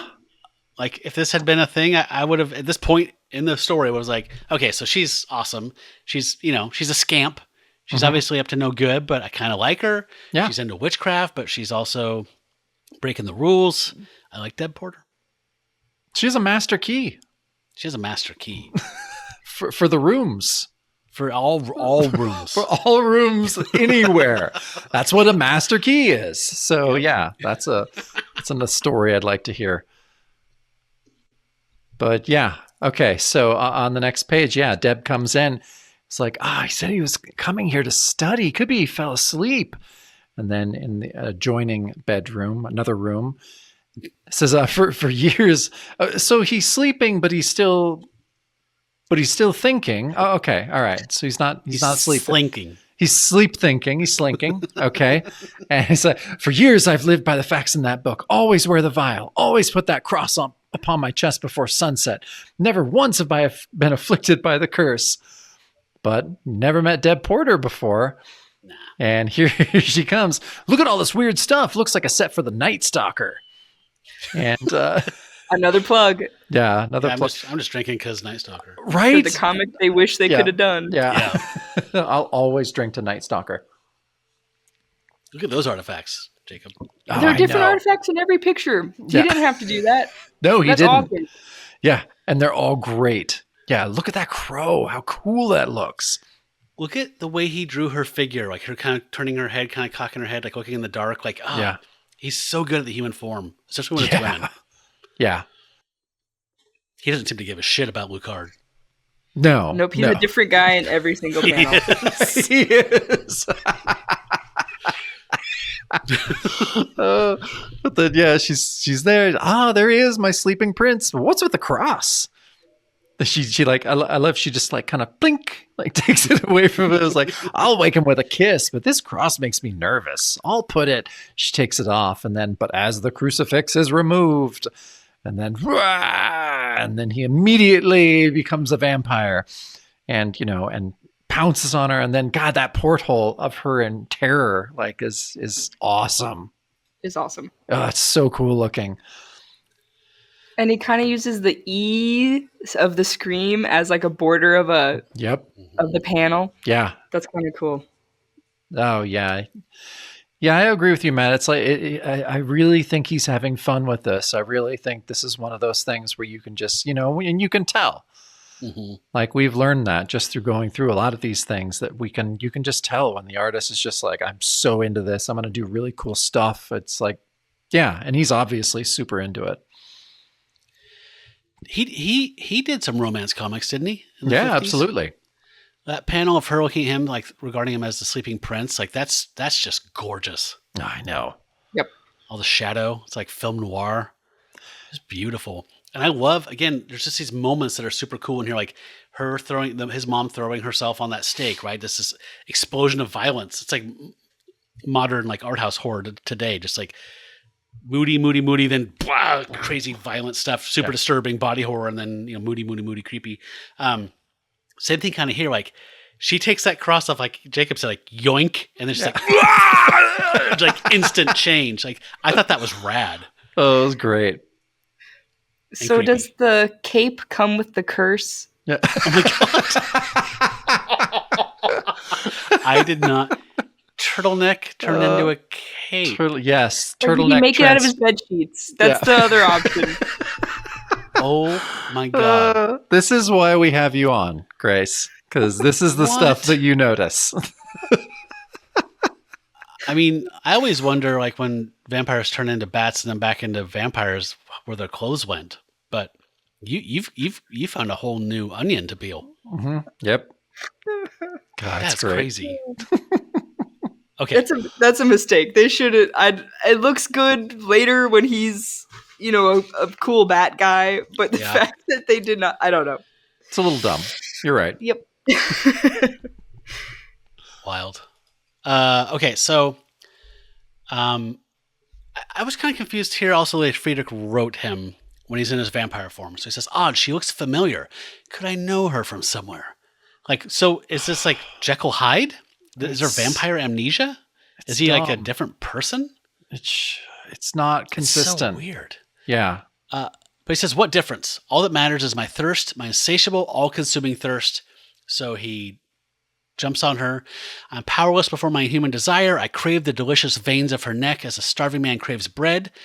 It's a hunger he cannot deny. So he says, sweet nectar, at long last I live again, as blood's running out of his mouth. We see her bite marks. And then he's looking out over the New York City and he says, but like a fine wine, one sip is not enough. I must have more. Surely in so large a city as this, yet another portion cannot be hard to find. And then we get another cool transformation into a giant bat, just full out body horror. I hate the bat transformation in vampire movies. I will stalk my victim in a more convenient form. In case you didn't know, kids, the form of a bat. We didn't which need saying in bat voice, which is he did. Yeah. You're right. Yeah, I feel like that we could have stopped with words after the top half of the page. He can just turn into a bat and stalk. He doesn't need to tell us that this is more convenient. Yeah, no, we know we know the deal. Word to use. Yeah. Yeah. I mean, I could take the F train and then I could get on to the L, but you know what? I'm just going to do a bat thing. Yep. Although the bat looks a little weird in that last panel, I have to say. Yeah, don't look at it too hard. Look at the transformation bat and be like, that's cool, and then move. You're right.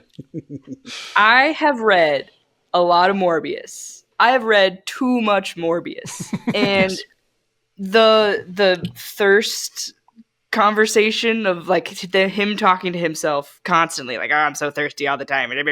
I like this a lot better. This, like, I like how a starving man craves bread. Mm-hmm. Good. That's refreshing. That is good. It is. I like that metaphor or simile. Yeah, I bet I got a lot of Morbius. I bet vibes. Reading Morbius, I bet that gets old. It gets. Do you skip that like I skip Wolfman's narrative?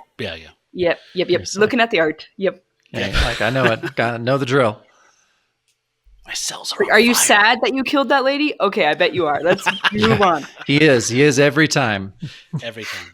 He's got to be sad man about it. All right. So yeah, next page. And then, there's we meet Debbie's friend. What's keeping Debbie? We've a ripoff to a couple apartments yet tonight, which Deb is just her character. I want to know more and more about her. So she's like a cool swinging witch, college student, cat burglar at night. Yep. Was she in the class even to go to class? Or was she just trying to get... She's casing. She's casing the joint. She's a witch. That's a full-time thing. Isn't that why she said, like, that cross makes me nervous? Just because she's a practicing witch? I thought that was the whole reason. Or she was going to sexually assault him. Yeah. Oh, right. Yeah. So she's either a believer or a non-believer. Either way. That was how it was going to go down. So, yeah. But then, so Deb's friend, and oh my God, how gorgeous is that panel? Dude. Holy crap. So good. Oh, it's just gorgeous. The cigarette and very Italian. Yeah, just beautiful.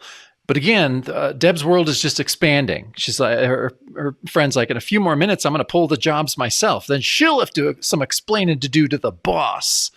She's like, what? There's a gang? There's a hierarchy? There's a boss? Should have been her book. It should have been her book. I want the spinoff. And so, but then, now, Son of Dracula comes down. Another source of sustenance. This will be easier than I thought. But I like that he does the thing. He does the thing. Good evening. May I ask why one so lovely walks these streets alone at this late hour? And she's like, hey, do you always go sneaking up on women, Mac? It's a good way to get a face full of mace. But he says, do not threaten me, my dear. None of mankind's petty weapons can stand in the way of Dracula's son, except a stake. Yeah. That's a man-made weapon. The pettiest of weapons. It's the pettiest of weapons, honestly. But that'll take him out. But then she's like, oh my God, no. And then, he says, silence, my sweet, you have nothing to fear. Life eternal is yours. And then, again, and she looks awesome. She really does. She does. She just looks so great. And that panel of him, chomping down on her, it's so cool. It looks awesome. So is he doing the thing that men do now, like on the train, like to a pretty girl, like, hey, like take your AirPods out. Like, we're just like, fuck. It's like, what? You just smile, man. You're pretty. You just smile more. That is what he was doing. That's how I read that. That is funny because he is not touching the ground. So I wonder if he's trying to be a little taller. Yes. I'm no short king. He's a short king in real life. I'm 6 foot. Yeah. Yeah. I totally am. Oh my God, that's hilarious. The fingers too. I love he got a whole bunch of personality with the long fingers all of a sudden. Yeah, and again, I don't understand the way Friedrich writes this guy, because he has a set. It's like he was a villain. It's almost like it's like alters. Like this guy was in him all the time, and then whatever triggered him, like he's been the dark passenger waiting the whole time to get out and do this stuff. Like, you know what I mean? He knows all this stuff. It's just weird. It's not, I don't dislike it. I feel like I don't know. I don't know if it's intentional. I don't know if it's like just randomly interesting. I don't know. Or like a reincarnation thing would have been explainable of like, I don't know. But yeah, and to me, it's kind of funny because I wonder if he has an Appalachian accent. Oh my God. That would be so cool. I want to hear that. Yeah. Teaching his occult class with a real drawl. Sounds like one of the Duke boys. Yeah. Anti-Bela Lugosi. There's nothing less Hungarian than Appalachia. Yep. Oh, wow. All right. We're moving on here. So he's drained her blood, and then he sees a police patrol. He looks very like Morbius in there. He's like, police patrol. I've had enough for one night. There's no need for gluttony. I love that. That's a great concept. Yeah. Yeah, he's being cool about it. And then the cops get out. Looks like a mugging. She's been hit pretty bad, Dave. 2 holes in her neck, and she's so pale, like she's bled to death. Just gratuitous ass in her face from this cop. Just cop ass. Yeah. What's going on around here? That's funny. And then, then we see 20 minutes later, there's an ambulance there to pick her up. It's a homicide, they figured out. Don't know the motive. Her purse wasn't stolen. The money's in it. This is a far-out suggestion, but looking at them punctures in her neck and seeing as there's no blood, maybe there's a vampire loose in the 19th precinct. And the cop says, don't let the news guys get wind of that notion, or we'll have a panic on our hands. I love that. That's the opposite of seeing Werewolf by Night and thinking it's a guy in a mask.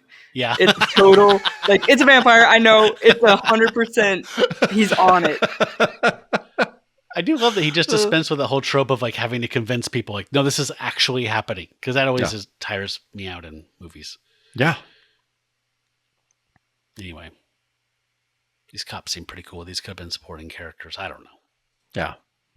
These are the cops that, Kolchak wanted. Yep. But he never got. It's like, where were you guys? No, I'm with you on that trope, Matt. That's the thing that drives me the most insane out of all this stuff, is just the having to convince people. That was the one thing, I think I've told you this before, that was the one thing that I thought was redeeming about that modern, or that remake of Salem's Lot, which is not great. I haven't seen it. Maybe I'll watch it. It's fine. It's not bad, but it's not great. But the thing, and of course, it's not a huge miniseries like the original one was. But in this one, I love it. Like they figure it out. They're like vampires. They go to the priest. They're like, okay, this is gonna sound crazy, and he's like, no, vampires. Let's go. And then they go to the cops. They're like, okay, got it, vampires. Here we go. Let's get some guns. And there's like zero convincing that they have to do with anyone, and that delighted me. And so I was like, okay, all right. I'm okay with this movie now. I like that. I really liked it, honestly. Because you either have to do the postmodern thing like Shaun of the Dead and be like, they're not zombies. Just like say like, don't say the Z word. Like that whole kind of like joke about it and then make it an inevitability that you have to deal with. This is kind of just saying, no, we can just do it straight and just have people believe. Yeah. That's weird. I like it. Yeah. I probably won't watch it though. You don't have to. Don't. I mean, you and I have a great love for the original Salem's Lot, which I'm probably going to watch tonight or tomorrow night. Is David Soul in it? Yep. David Soul's not in this new one. I don't think he is. I don't know. Fred Willard. Don't. I wish Fred Willard was in it. Okay. So yes. Next page. It says, okay, so we're back to the rooms. It's dawn in the lodging of Adam Lucard. Then he wakes up. Oh, my head. If I didn't know better, I'd swear I tied one on last night. And of course, he's like, strange. That cross always assures me of a good night's sleep. And then he's like, my God, it's gone. He's just blood. My shirt's covered with blood. What could have happened? What might I have done? That I do like that. That panel of him just kind of like pressing his fingers to his face. He's being like sausage fingers. His giant sausage fingers. Why can't I remember? Could the curse?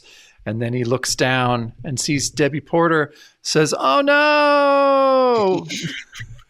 And yeah.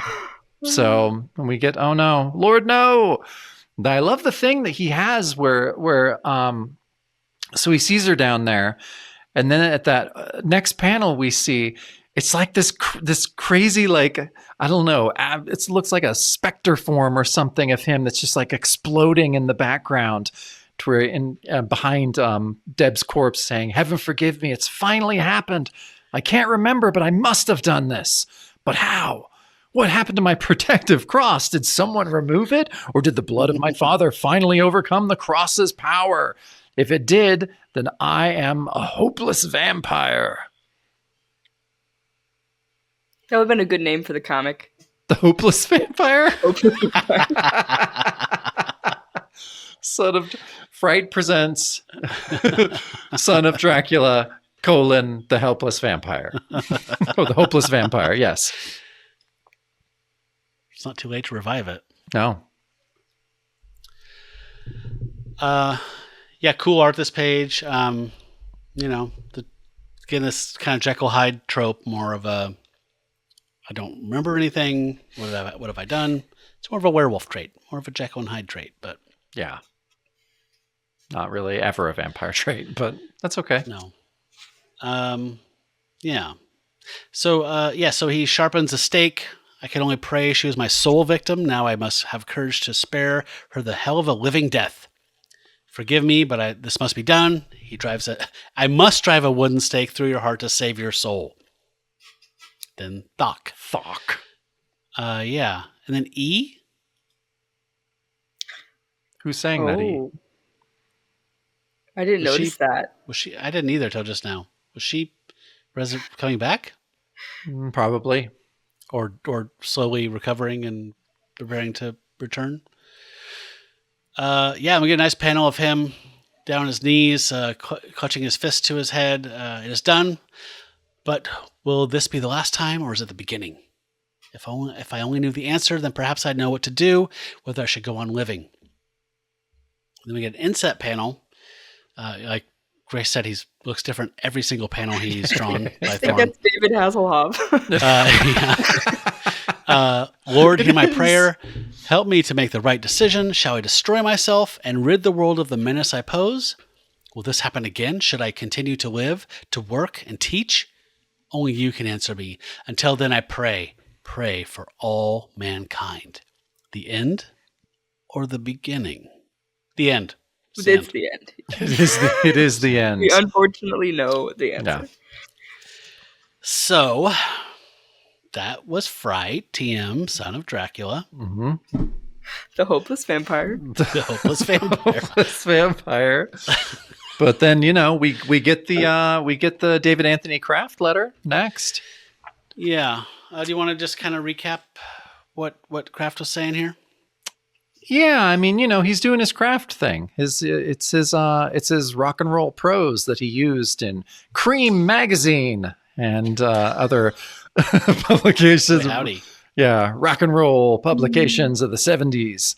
And but we love Kraft, so I loved reading this. It was great. And so he's just really talking it up. But he's so he titles it "Welcome to My Nightmare" after the Alice Cooper. And yeah, I do like that I like this little middle paragraph where he says there's a generally acknowledged human need to experience vicariously the repulsive, albeit fascinating, nightmare of violence. And so he's saying, it's a cathartic release of pent-up violence, like movies, books, even rock and roll stage acts like Alice Cooper. And so he's just like, yeah, through the surreal world of nightmare. And then he kind of segues into Son of Dracula. I like how he just kind of goes off. He just riffs and does his thing. And then he's like, Son of Dracula must exist, parentheses. I'll bet you were wondering when I get to specifics and discuss the issue in hand. You're like, yeah, hippie, I was. You're just going off for a while there. But then, yeah, he gives the real glad hand to this whole thing, talking about, Chip Goodman, Larry Lieber, Gary Friedrich, and it's just, yeah. So it's them. I like that it's them over the phone. It's then it went to Frank Thorne. I like it. So it said Frank Thorne, who proceeded to hold it captive somewhat past the rapidly approaching deadline, but for all the right reasons. Mm-hmm. And it wasn't done. Yeah, it wasn't done. That's the best reason. That is the best reason. And I mean, I don't know if this should be in my final thoughts or not, but it makes sense when I read this, because going back and reading the issue like a second and a third time, I was like, Thorne's art, the second half of the issue, is not as impressive, except the ladies, because Frank Thorne, except the women. Frank Thorne loves to draw women, so those always look amazing. But the rest of the second half of the issue is not as impressive. So you can definitely, and it says that Frank completely redrew the cover 3 times. He says that's dedication, but I'm assuming it was something else. Yeah. I'm assuming that's Chip or someone just being like, no, make it more Dracula. Yeah. My daddy said he likes Draculas. Yeah. So he just kind of goes down and just kind of talks about it, raps with you a little bit. And yeah, I liked it though. It was cool. I miss Kraft. And so it was nice to read this and kind of just see him talking about how great Son of Dracula is, how it's going to go for so many issues. This is going to be a big deal. And I don't know. So he's doing the Stan Lee, like Carnival Barker thing, but he's so much cooler. Yeah. He knows who Alice Cooper is. He knows who Alice Cooper is. So he was going to write this book after this issue, right? Yeah. Which would have been awesome. Could have been good. It could have been really good. Bring Deb Porter back somehow. Serious. She is staked to the floor. I don't think she's getting up. The Are other you saying girl, though, Mr. Kraft couldn't write his way out of that? Yeah. The other girl would be cool. Oh, yeah, exactly. No, I want that book. Yep. Why does this page exist? I don't know. I didn't get this. It's already short. They knew it was going to end.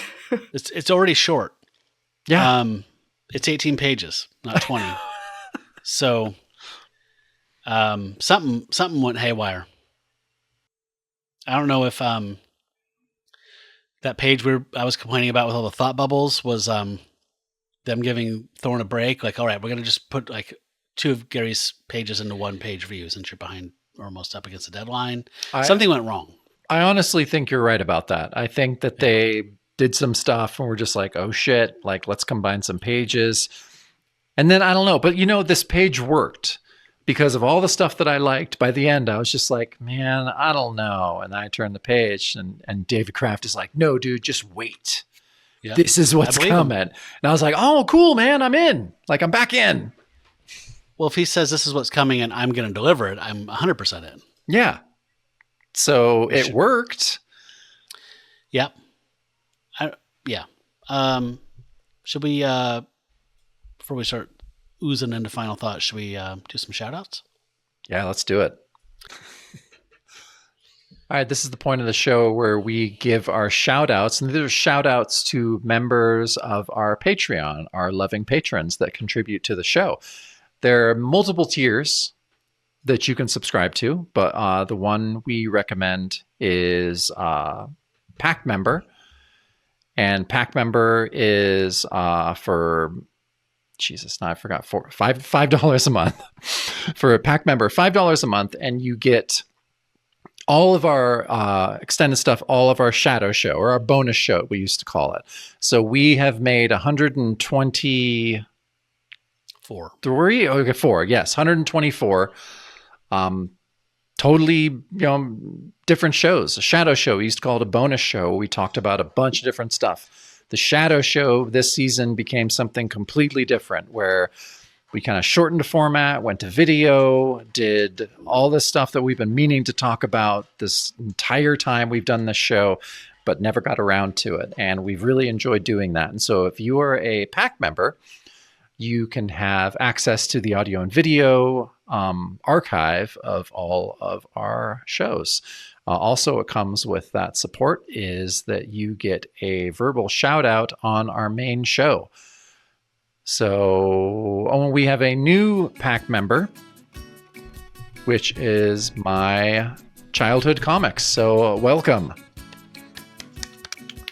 Welcome.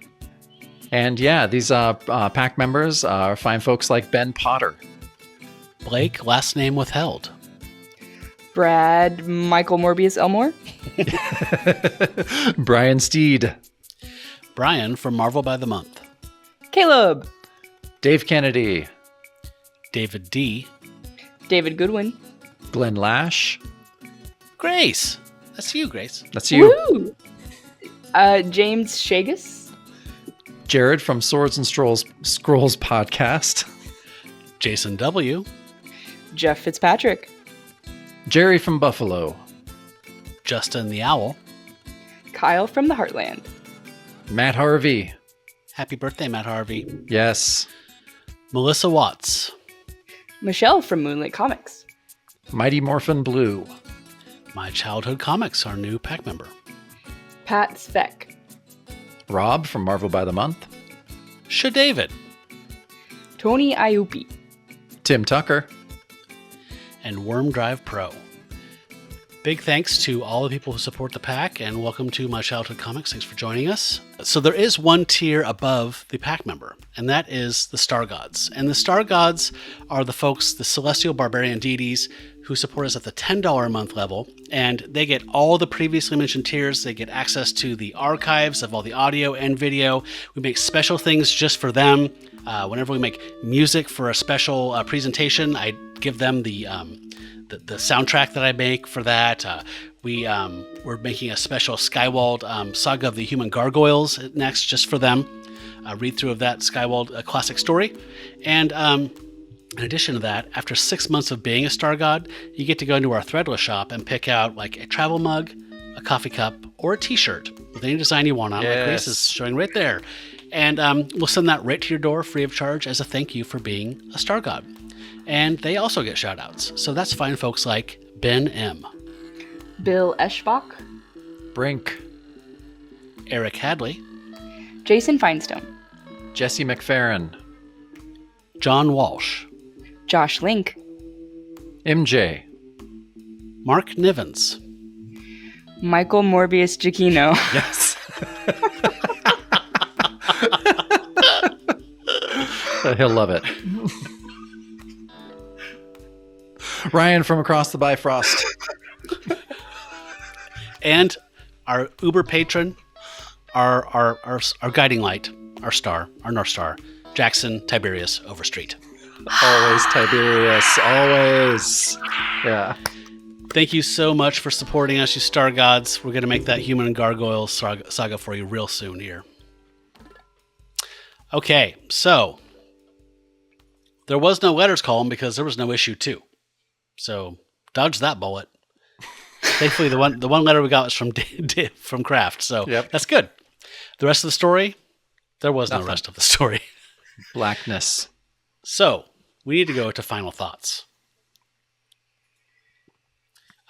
Grace, as our guest, what did you take away from this? What did you make of it? I think I think the story was not great.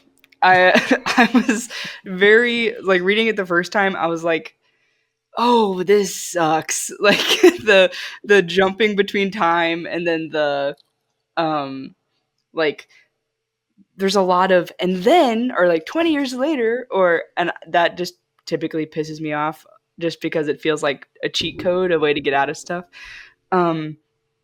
But yeah, so the story I'm not the biggest fan of. I think it's lacking in a lot of ways, but the art and kind of some of the original side of things I like a lot. So I think the art is beautiful, and I think the weird panels, or the weird vampire rules, kind of not, I think could have gone a lot of places, but it doesn't rank super high on my ranking of the Atlas Seaboard stuff.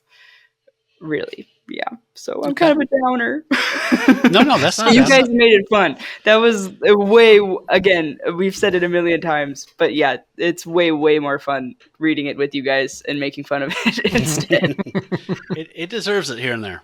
Yeah. Yeah, Jacob, why don't you go next? Yeah, I mean, Grace, you're right. Like the story, like I went into it being like, okay, this is cool. Like, you know, I can follow along with this. And I was blown away by the art.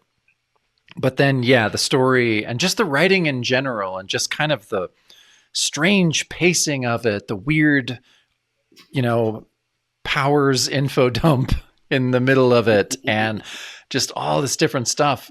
And just the fact that the second half of the issue, the art quality dropped pretty significantly.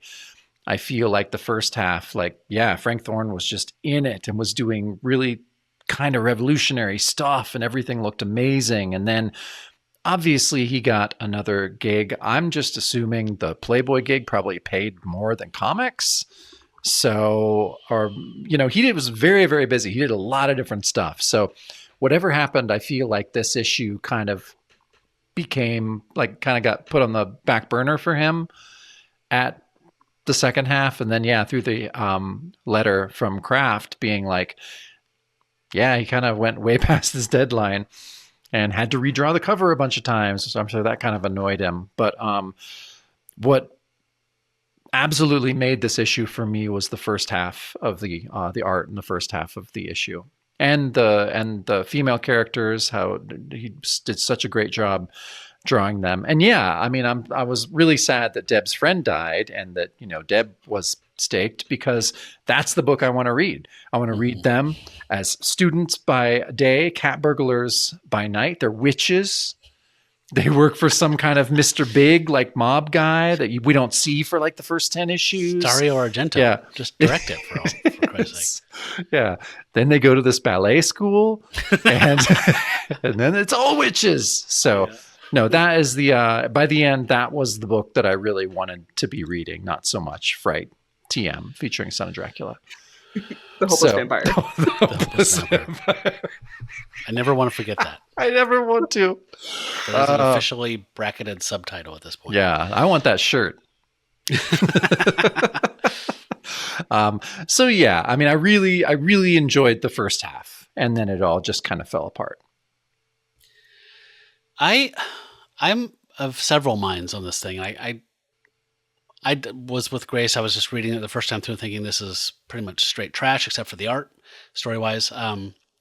But something about it, by the end, I feel like the pieces were put in place by Friedrich to do something cool, and the fact that I knew Kraft was going to write the next issue, I'm actually had hope for this. Like, this could potentially be cool because Kraft is a rock and roll cool young guy. He's going to push this into weird places, and you know, I mean, look at his Man-Wolf. I mean, you couldn't explode a storyline more than he did.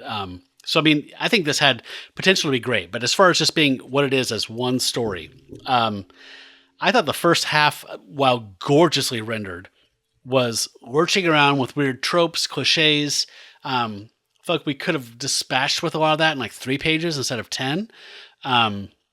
Or visited some of it more in issues 2, 3, or 4 and sprinkled out as backstory. So I was actually more interested in getting to meet Adam Lucard and have his world kind of established more than it was. I'm sure Kraft would have killed with it. But I agree with Jacob. The art in the second half felt very rushed. The last 5 pages in particular felt sinfully rushed.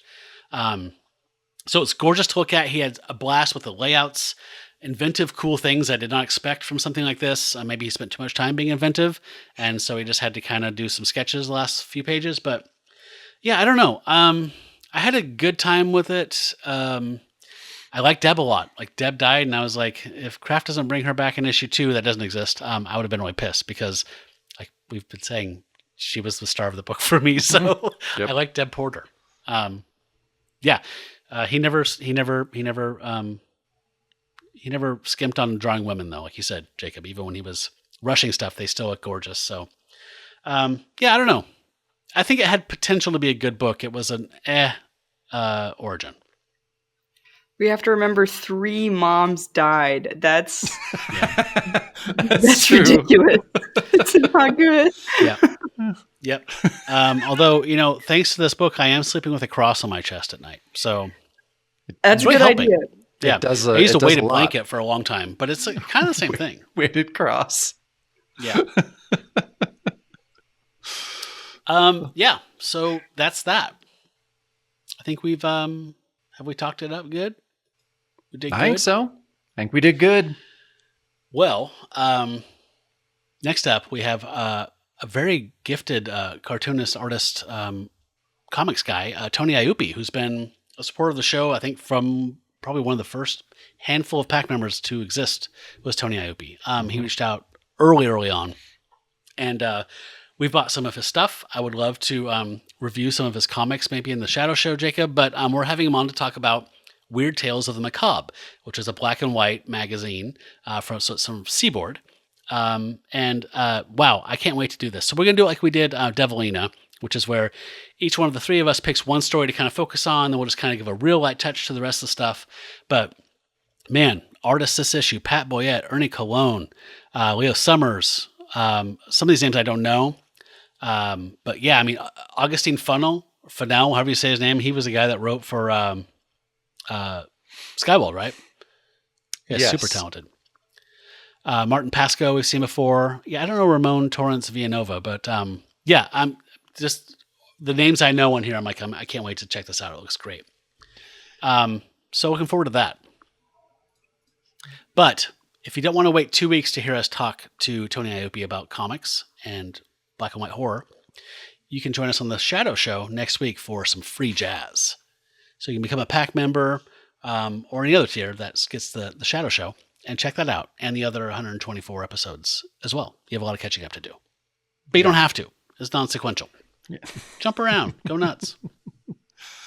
Yeah, on this we're just going to be, what are we doing this free jazz episode? We're just going to be talking books, or are we keeping that close to our... I'm keeping it Dracula. So I'm going to talk about the Dracula Files from Scream, this UK newsprint comic that existed for 1 year in 1984. And this is one serialized story that ran through there. So I was going to talk about that. What? That looks awesome. Real quick, just a real quick light touch. Yeah. This is that was collected in like 2020, so it's totally available. So it's not one of those, somebody charging an arm and a leg for it. You can still get it for like $20. And I'm finally going to, which I've just had them set aside and just do that thing where you just forget about something cool and then you find it. Pack member and one of my very best friends from way back, Caleb, sent me a couple packs like last year, I think, of Mike Plug trading cards. And that's so awesome. I'm going to be opening that and seeing what we find. Can we get the hand shot, like while you're opening the packs? Can we have you put the fancy card in the back like they do? Yeah. Yeah. No, I'm excited. So this will be fun. It'll be a fun free jazz show. Are you just holding them up to the camera? How are you going to do this? I don't know. We'll just we'll just see. We'll just find out. Yeah. It's free jazz. It's free jazz. We don't know. Ornette Coleman didn't know. He just went. He just went, baby. Yeah. Yeah. So we're on Instagram and Threads and Blue Sky. We'd love for you to find us there and follow us. We'll follow you back. We'd love to hear from you. And if you do want to check out the Shadow Show, you can go to patreon.com/Bronze Age Monsters and check out all that there. There's archives waiting for you. They'd love to see you. We'd love to see you there. And if you're watching this on YouTube, congratulations. You're really smart. Leave a comment and like and subscribe, please. And if you have a friend that would love this, share it with them. All right. All that being said, Grace, so good to have you back on. And I'm so glad that the stars aligned and you were on for a Halloween episode. That's awesome. Yes, that fits with my soul. Yeah, no, it worked out great. We always love to see you, and I'm so glad we got to have you on in the final season. Yes. Yeah. So, hey, I have a question. So I know this wasn't sent to you beforehand, so it's just kind of coming in cold. But if you have one Halloween movie recommendation that's I got to watch this every year, what is that? What do people out there need to check out this year to have a perfect Halloween? I always watch The Lost Boys. Nice. Perfect. Classic. Have you seen Bit? Yeah. Yes. No, I haven't. But Check out Bit. I need to. You should check out Bit. Yeah, you'd like it. Okay. I gotta get with the guys. Yeah. Yeah. The if I get girls together, if I get anyone together who doesn't have any good monster knowledge of like Lost Boys is a good way to get you into that. It is. So. Yeah, no, that's a great gateway there. It's a universally appealing movie too. So like you're saying, like it's kind of a way to sneak in a little horror, but it appeals to all tastes. So well done. Well, Grace, I'm honored that we got you on the show twice. Appreciate all your support of the show, and from one monster kid to another, we love having you on, and it's been awesome. Thank you, guys. I really appreciate it. I'm so glad you answered my email that bullied you into letting me on. So we were impressed with the moxie. Like there's a lot of moxie. Says, I think he said I need to be on your show, and I'm like I would never say no to that. No, it was great. Yeah, and we were all in. Yeah, it was a super good call. Yeah. And I have some advice for you in your future studies. If you meet a student named Mr. Herbert West, give him a wide berth. He's going to take you down some medical paths that you don't need to go down. Okay. Okay? Okay. If you see any green glowing fluid, don't inject that into any corpses. Nope. Okay. Yeah, we got lots of access. No one's come up with me yet. I know you do. I know you do. I've seen all the Reanimator movies. All right. Well, happy Halloween to you and to everybody out there. Thanks everybody for listening and watching. And as we always say, stay brown, Spunny Boy.